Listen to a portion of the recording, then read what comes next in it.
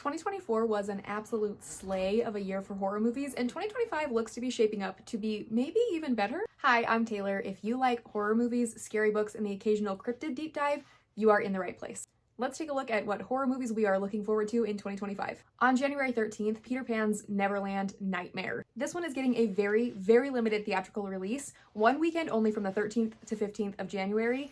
This is from the same studio that does the Winnie the Pooh Blood and Honey films and is part of the Twisted Childhood universe. The synopsis says, Wendy Darling strikes out in an attempt to rescue her brother Michael from the clutches of the evil Peter Pan. Along the way, she meets Tinkerbell, who will be taking heroin, believing that it is pixie dust. We're in for a ride. January 17th, Wolfman. This one I am so excited for. The last few times I've gone to the movies, I've seen the trailer for this and it makes my skin crawl. Let's go. This stars Julia Garner and Christopher Abbott and follows a couple, Charlotte and Blake, and their young daughter as they move to a remote farmhouse in Oregon. On the trip there, they are attacked by a mysterious animal and then they barricade themselves in the farmhouse.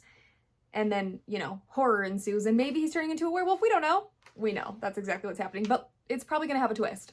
On January 24th, Presents. This is another one that I'm really looking forward to because I remember people talking about it last year while it was at Sundance and a couple of other film festivals. This one is a really unique take on a haunted house story where we are seeing everything unfold from the ghost's perspective.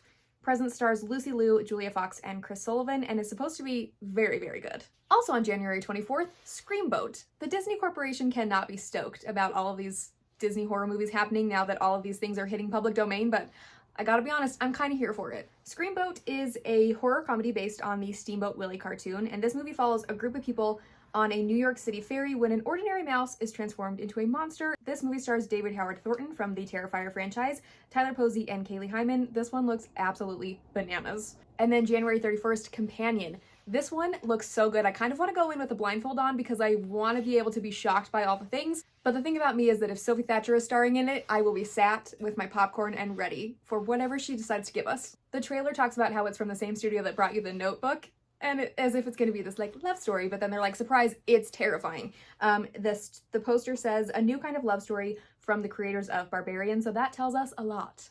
And then into February, we have a couple of really good Valentine horror movie watches that I'm super excited for. So February 7th, Heart Eyes. We've got a classic gory Valentine slasher based on the trailer. This one looks over the top and campy and everything that you need for a psycho killer hunting down couples on Valentine's Day. On February 14th, Valentine's Day, The Gorge comes out, and this one I think is going straight to Apple TV streaming. It stars Anya Taylor-Joy, Miles Teller, and Sigourney Weaver.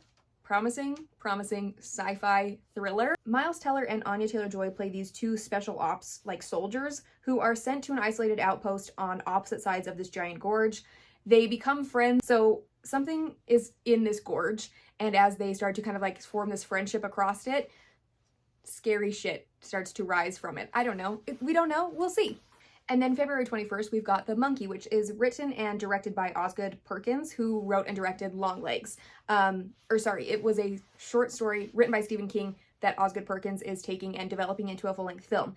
This movie stars Theo James, Elijah Wood, and Osgood Perkins. This one is about twin brothers, Bill and Hal, who find their father's old wind-up monkey toy, and deaths start happening all around them. They try to get rid of the toy.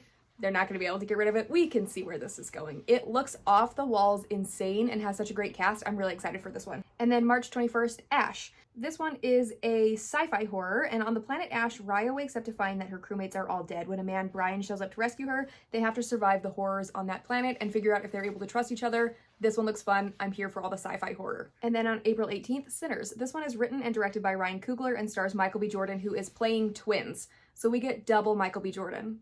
What else could there possibly be that we need to know? So like I said, this one follows Michael B. Jordan, who is playing twins living in the South in the 1930s, who have been traveling all over the world, and they return home to find that there is evil in every corner. One article I read said that early reports are calling this a vampire movie, so we will see. And then also on April 18th, The Ritual. April 18th is Easter weekend, and The Ritual is a movie about two priests who are performing an exorcism. I think last year I saw Immaculate on Easter weekend, so maybe that will be kind of a weird tradition to go see a religious horror movie on Easter weekend. And then April 25th, Until Dawn. PlayStation Productions is bringing us another video game adaptation. Until Dawn, the game, came out in 2015, and it follows a group of friends who are at a remote ski lodge, and then they are hunted down by a crazy killer. I would love to know the thoughts from people who have actually played the game. Are you nervous for the movie? Are you excited for the movie? I'm not much of a gamer, so I'm able to enjoy this kind of media without having that expectation. But as someone who is a book girly, I know how it feels to sit at a theater and be terrified they're going to ruin your favorite thing, so let me know how you're feeling, and maybe it's going to be really good. All right, May 9th, Clown in a Cornfield. Clown in a Cornfield by Adam Caesar is a beloved horror book that I see people recommend all the time, so I know people are stoked, but like I said, same thing with the PlayStation one, very nervous about this adaptation happening, but I think it's going to be good. This movie stars Kevin Durant, Katie Douglas, and Will Sasso, and we are watching the story of a small town whose mascot, Friendo the Clown, becomes a homicidal nightmare person. If your town's mascot is a clown, you are asking for trouble. Now I'm having the dilemma of, should I read this before I see the movie, or should I just let it be a surprise? What do you think? And then May 16th, Final Destination Bloodlines, the 6th installment of the Final Destination franchise, which came out 25 years ago. 25 years.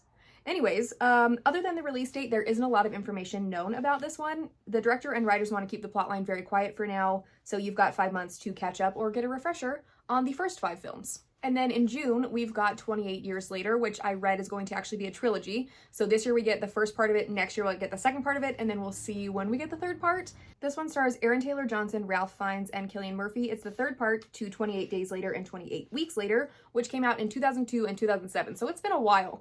The third movie takes place decades later and follows a group of survivors who are living on a heavily quarantined and secluded island. One of the survivors leaves the group, and we will see the horrors that are left in the rest of the world after having been in a terrifying quarantine for decades, you know?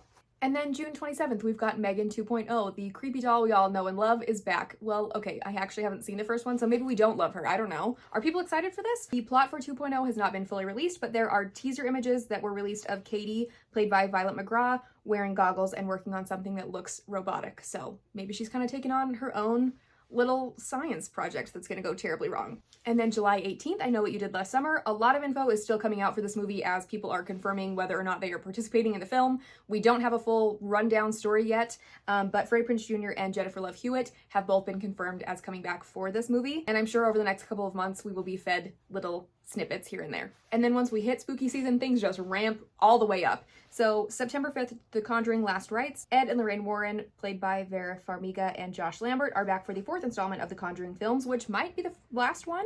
There aren't any trailers or storylines available yet, and obviously The Conjuring has its own universe with Annabelle and the Nun series. So I don't know if they're going to continue those stories, but this is the last Conjuring. We will see. There's also rumors that there's going to be a Conjuring series happening, like a TV series. And then September 19th, Him. Jordan Peele is one of the producers on this one, so you know it's going to be absolutely phenomenal. This one stars Marlon Wayans and Tyreek Withers and is described as, quote, a blood-chilling journey into the inner sanctum of fame, power, and the pursuit of excellence at any cost. Yikes. They're calling it an anti-sports movie. And then September 26th is rumored to be the release date of Saw 11. This one had a slated release date for 2024, but there were delays, and then nothing has been confirmed outside of Tobin Bell coming back to reprise his role. So you've got plenty of time to catch up on the other 10, which I will be doing this year. Also on September 26th, one of the ones I'm the most excited for, The Bride. This one is written and directed by Maggie Gyllenhaal. It is a musical horror comedy about The Bride of Frankenstein. This one stars Jessie Buckley, Christian Bale, and Jake Gyllenhaal, and is set in the 1930s and follows Frankenstein's monster as he seeks out companionship. It's a musical monster love story. I'm so here for it. And then October 17th, Black Phone 2. I know people are really stoked about this one. It is a sequel from Blumhouse, directed by Scott Derrickson. It's starring Ethan Hawke and Madeleine McGraw. There are no plot points available yet, but it's probably going to be a good one. And then last, but certainly not least, the sequel of Five Nights at Freddy's, which I feel like I'm the only person who actually really enjoyed that movie. Did you like it? I loved it. Not much is known about the FNAF sequel, other than Matthew Lillard and Josh Hutcherson are coming back to reprise their roles. Other than that, we don't know. And then there are a few movies to look forward to in 2025 that don't have a specific release date yet. A few that I'm the most excited for. Guillermo del Toro is doing a Frankenstein adaptation starring Oscar Isaac, Maya Goth, and Jacob Elordi. What else could there even be to discuss? We are in the year of monster movies coming back, and I'm so here for it. And then, like I said, monster movies, Dracula, A Tale of Love. IMDb says, after his wife dies, a 15th century prince renounces God and becomes a vampire. Centuries later in 19th century London, he sees a woman resembling his late wife and pursues her, sealing his own fate. This one is starring Caleb Landry Jones, Matilda DeAngelis, and Christopher Waltz. And then another one that I'm really excited for is Wildwood. This one is a stop-motion animated film that is from the same studio that did Coraline, so you know that the visuals are going to be so spooky, it's going to be so atmospheric, and probably very fun. There's not a lot of info about this one, but it is based on the book Wildwood by Colin Malloy. And then the final one that I am looking forward to getting more info about and have very high hopes for is called Die My Love. It is a horror comedy starring Jennifer Lawrence and Robert Pattinson.